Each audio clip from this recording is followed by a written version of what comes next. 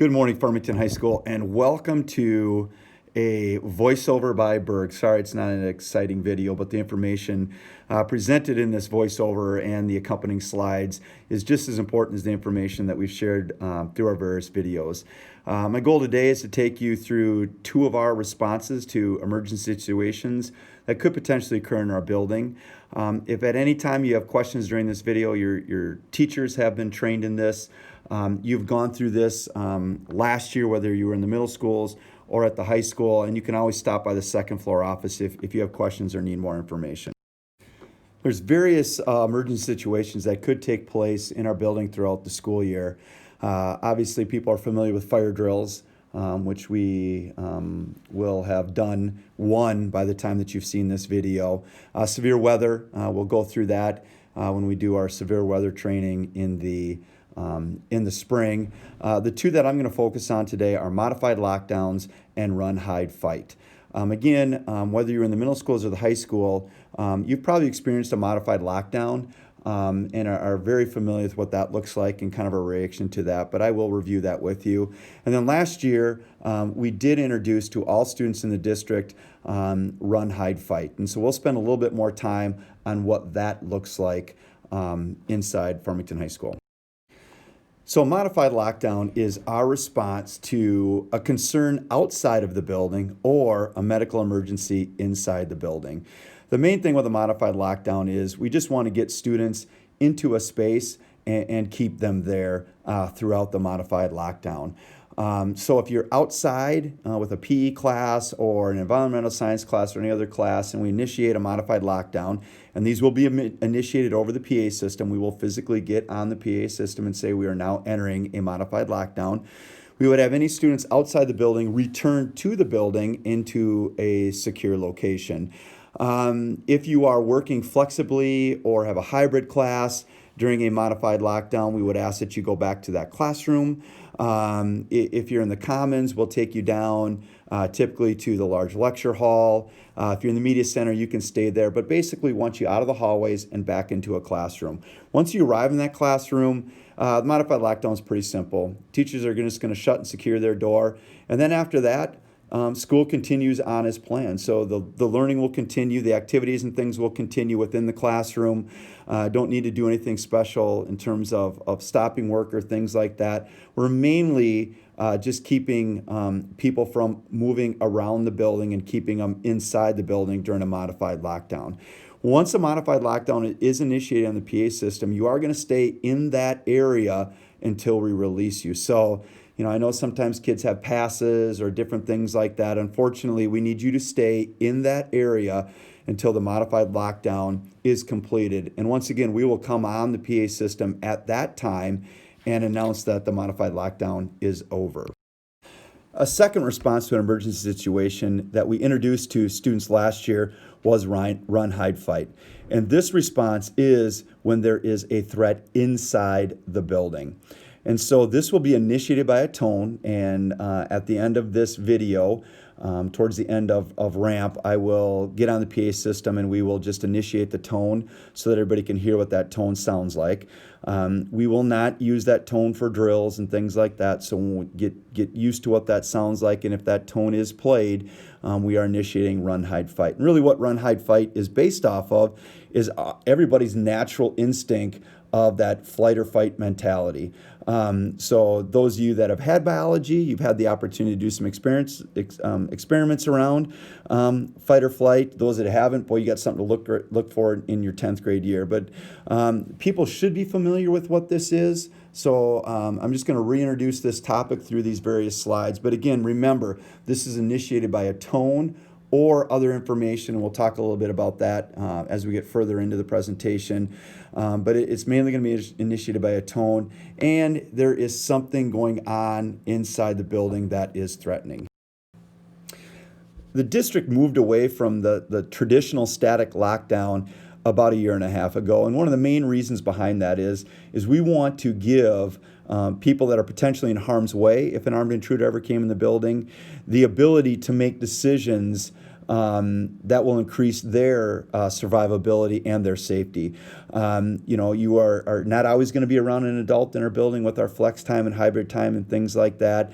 There's not always going to be an administrator to give directions and things like that. So we want to allow people to make decisions based on the information they have to increase their safety. We know through research that the more options that people have, and you're not locked into one thing, will increase your safety, and the more noise, distraction, and movement will also increase your safety. So we want to provide opportunities for people to make individual decisions based on the information they have to make themselves as safe as possible.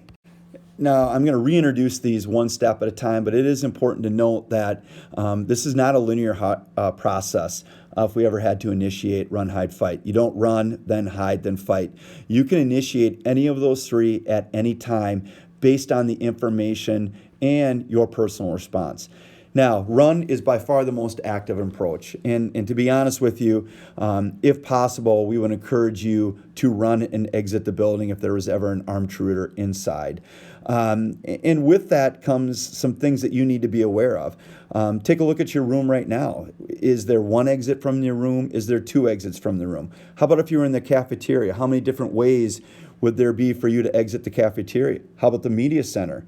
Okay. As you walk throughout your day, make sure you notice and you take account for the different spaces that you're in. And if you did have to evacuate, and this would go for a fire drill too, but if you did have to evacuate that area, how would you do that? What would be the fastest way out of the building? And not only does this apply in the classroom, but you can also apply this to your real life. So, if you're at a Target store, or you're at Target Field or US Bank Stadium or any large spaces, you should always be aware of your surroundings. And if you needed to exit in a hurry, what would those exits be? So again, this is the approach that we would encourage you to take if possible. If somebody's in, we want you out. But knowing your exits and potentially secondary exits is key to being able to do that effectively. The run part of run, hide, fight is pretty simple. And again, I mentioned that in the previous slide, but if you think of fire drill, if there's a fire inside the building, we want to get out. If there is an armed intruder inside of Farmington High School, we want you to get out of the building as soon as you can. Now, the building's designed very efficiently for that. It's broken into wings. Whether we have a fire drill or we initiate run, hide, fight through our tones, the metal doors are going to release and really kind of separate kind of the commons and some of our general areas from the rest of the building. And so if we ever needed to initiate run, hide, fight, a majority of our buildings should be able to evacuate fairly quickly. Now, if you do decide to evacuate and run, if this was ever initiated, we do have some rallying points because we do want to start to get students back together so we can start to account for students. And so we have three of those. So the east end of the property by Flagstaff, that's the big sign when you drive in. We want students to congregate there. The west parking lot, which is by the press box for the football field. So that's where a majority of our sophomores park. And unfortunately for some of our juniors and seniors who didn't get their parking passes in time, you park out there as well. And then the park over in Spyglass. So if we did ever have to initiate run, hide, fight, and you decided to run, those are the spots that we would ask you to go to. Now, here's a really cool thing. For those of you that are visual learners, I tapped into Google Earth, and look at me using technology. So the stars, again, identify those rallying points for Farmington High School. The second option in run, hide, fight is hide, but we want you to think about this more than just kind of finding a spot where you don't think you'll be found. It's much deeper than that. We actually want you to find a place that's barricadable. Now, I don't know if that's a word or not, but I just made it up, and I think it's very applicable in this situation. You want to find a place where that you can make it difficult for somebody to enter the room. So the picture illustrates, a pretty effective barricade on a door. It's not good enough just to lock it. If you have some secondary doors, you have to determine whether or not you can barricade all those doors in those spaces. If you can't barricade all the doors or potentially windows and things like that, then it is not a safe place to hide. Some of our traditional places of like bathrooms and some of those different places like that, or locker bays that kids potentially may have hidden before, are not good hiding places because you can't barricade those. Now, the second part of this is, under the old lockdown, you'd kind of, lock the door, then kind of huddle in the corner. If you decide to hide and barricade the room that you're in, we want you to spread out and stand in the room. And mainly this is so if the intruder ever did get in your room, that you're able to A, defend yourself if you need to, or potentially if that door is breached, you can leave and run that room. Can't do that if you're sitting down. So you can do that if you're standing out, spread out amongst the room. Consider all exits. Again, we have rooms on the first floor that have windows. Those windows are secondary exits. If needed, and your room was breached or potentially going to be breached, you could get out that window. We do have windows on the second floor. Potentially those could be secondary exits as well. And then this is the really hard part. Once we initiate run, hide, fight, and you've decided to barricade, you're not going to let anybody in that room, regardless of who they say they are or any of those sorts of things. Now, that doesn't mean you can't potentially help those people outside by giving them directions and maybe telling them where they could get out of the building and things like that, but do not let anybody in that room. And then again, remember, this is not a linear process. Just because you barricade it doesn't mean you have to stay there the entire time. If you get other information or other things come up and you decide it's potentially safer for you to leave that, you can unbarricade and then evacuate that room. So again, based on the information you have, your original decision can be changed to something else. The final part for run, hide, fight is the fight part, and I get that this can cause some anxiety for people. Now remember, we're not asking anybody to go and track down any armed intruder if this ever happened. As a matter of fact, this would be a last resort. This is a personal choice. And really, if you think about it, you have no other option. And again, it's not physically going after somebody or things like that. But if you decided to barricade it and they did breach your room, you may not have any other choice but to defend yourself. And so there's plenty of things in a classroom that you can use. Again, this picture does a pretty decent job of illustrating the multi-options that could have if students needed to defend themselves. And so what I'd ask at this point in time is just kind of take a quick look around your room and ask yourself, could we barricade this room if we needed to? If we did, what could we use to barricade this?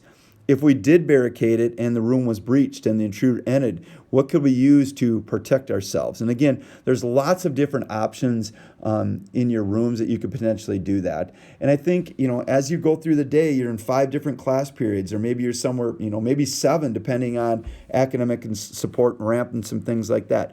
Familiarize yourself with those rooms that you're in and continually ask yourself, how could I get out of this room if I needed to? Could I barricade it if I needed to? If I decided to do that, what could we use to barricade? And ultimately, if we had no other choice and the room was breached, how would we defend ourselves? Now, in the unlikely event that we ever did have an unarmed intruder enter our building, as I stated before, one of the ways that we can initiate run, hide, fight would be the emergency lockdown alarm, which we'll play here in a little bit. But there's some other indicators as well. So obviously loud noises, explosions, smoke, things like that may trigger this response as well. If we ever did have to initiate run, hide, fight, we'll use plain English. Nobody has to learn any codes or different things like that.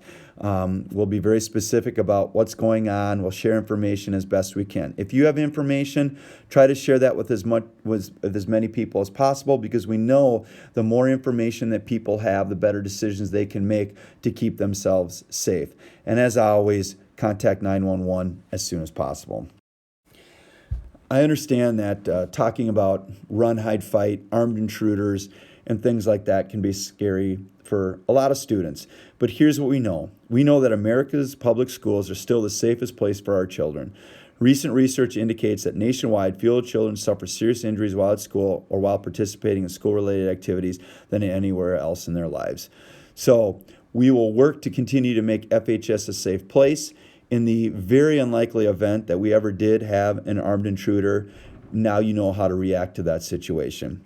Again, if you have any questions, feel free to talk to the teachers that are in your classrooms. They should be reviewing this throughout the day with you with their classrooms and things like that. And you can always stop by and talk to an administrator.